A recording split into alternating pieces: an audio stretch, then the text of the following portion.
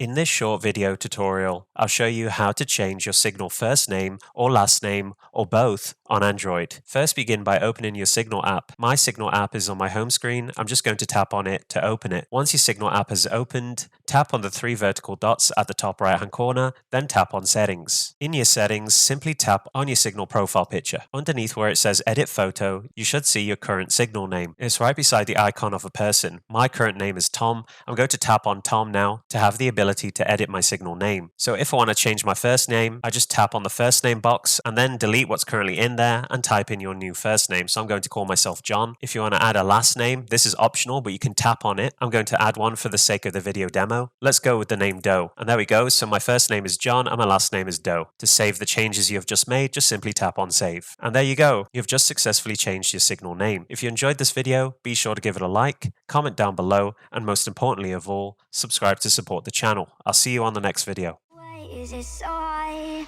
to let you go?